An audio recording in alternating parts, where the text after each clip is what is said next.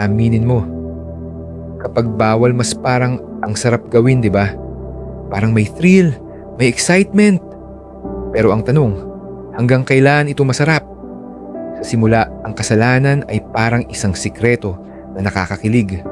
Pero ang hindi natin agad napapansin, may kasama itong guilt, takot, at consequences na mas mabigat pa sa sarap. Sabi sa Kawikaan, chapter 14, verse 12. May tingin na akala ng tao ay tama, ngunit sa dulo nito ay kapahamakan. Ang tukso ay laging may pangakong saya, pero hindi sinasabi ang sakit sa huli.